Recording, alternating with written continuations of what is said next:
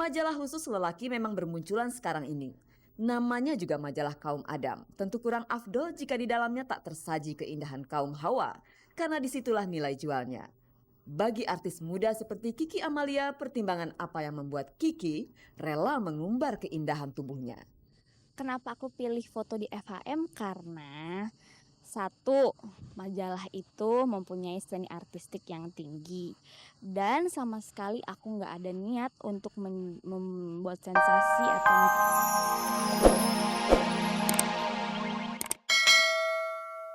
Selamat pagi pemirsa, apa kabar Anda? Senang sekali saya Nadia Mulia bisa kembali menemani Anda di Ghostpot, gosip terdepan seputar orang ternama. Dan bersama-sama kita akan menjelajahi seluk-beluk dunia selebriti, menjaring gosip terpanas, dan membongkar fakta-fakta yang tersembunyi di balik gemerlap kehidupan selebriti. Pemirsa, bersama Ghostpot, Anda tidak perlu was-was ketinggalan berita. Dan inilah sajian panas dari meja redaksi Ghostpot untuk Anda yang lapar akan berita dari dunia selebriti. Michael Villarreal dan Sofia Latjuba akhirnya akan melangsungkan pernikahan mereka pada akhir bulan ini. Dan akhirnya juga Michael mendapatkan surat perceraian dari Louisa Ibbotson pada tanggal 26 April kemarin. Pemirsa, kalau begitu cuman ada 4 hari selisih dari tanggal diterimanya surat itu dengan tanggal pernikahan mereka. 4 hari, kok cepet-cepet amat sih? Saksikan jawabannya hanya di Ghostpot.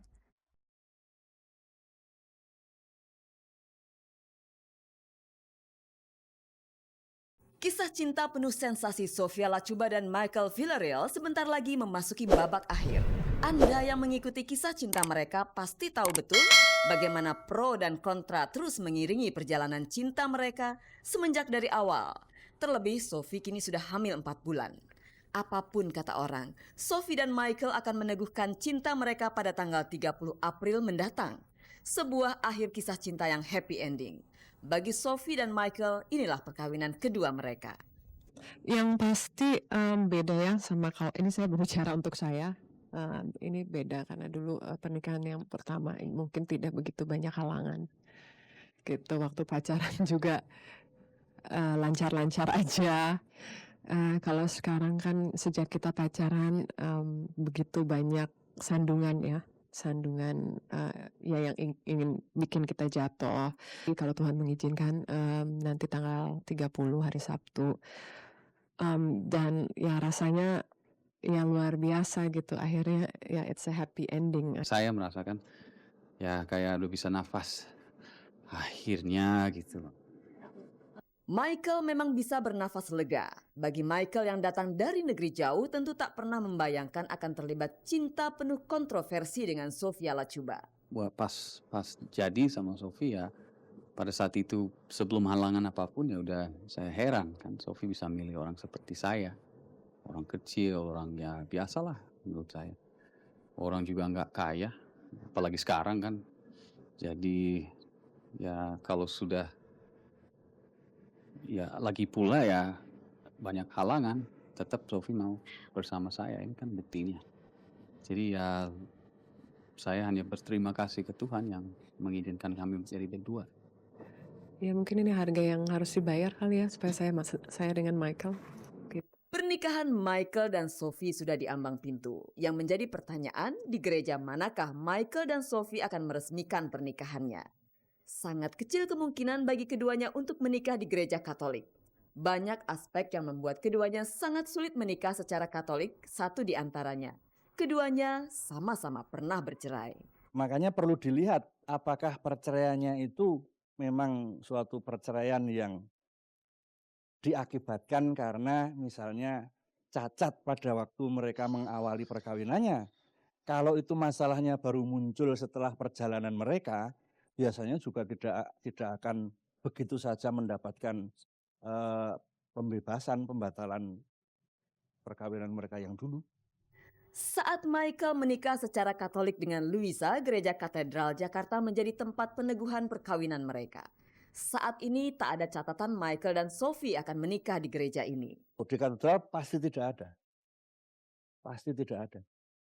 Karena yang di katedral romonya ya cuman saya sama satu romo yang waktu hari-hari ini sudah bulan-bulan ini pas lagi pindah sudah nggak ada di sini lagi. Sedangkan yang ini baru pasti sudah tidak kenal. Selain tempat pernikahan, masih ada satu pertanyaan menggelitik. Apakah Michael akan mengundang mantan istrinya?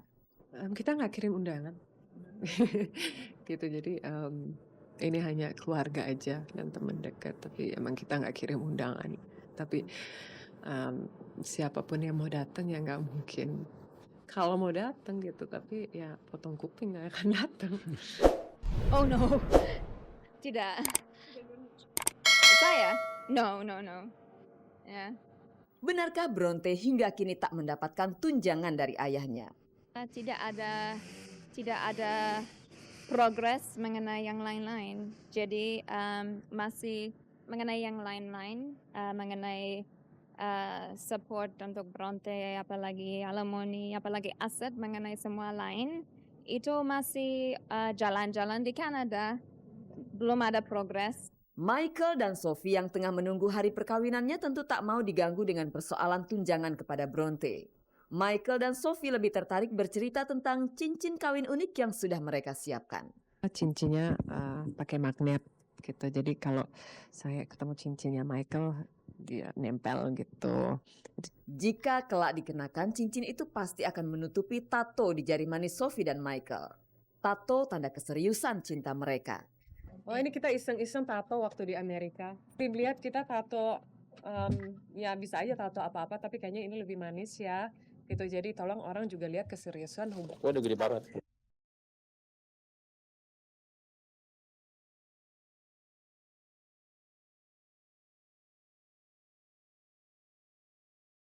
Cincin kawin Sophie pasti amat indah.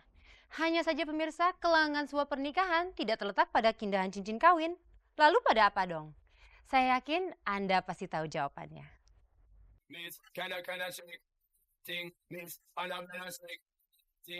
Kiki Amalia, bintang sinetron muda, baru saja berpose berani pada sebuah majalah khusus pria. Foto-foto syur tersebut tentu tak bisa disajikan di sini secara utuh karena pasti membuat para lelaki menahan air liur. Majalah khusus lelaki memang bermunculan sekarang ini. Namanya juga majalah kaum Adam. Tentu kurang afdol jika di dalamnya tak tersaji keindahan kaum Hawa karena disitulah nilai jualnya. Bagi artis muda seperti Kiki Amalia, pertimbangan apa yang membuat Kiki rela mengumbar keindahan tubuhnya? Kenapa aku pilih foto di FHM? Karena satu, majalah itu mempunyai seni artistik yang tinggi. Dan sama sekali aku nggak ada niat untuk membuat sensasi atau mencari popularitas. Aku takut dikejar-kejar gini, dipikir aku cari popularitas, hasil bugil sama nggak bisa kelihatan.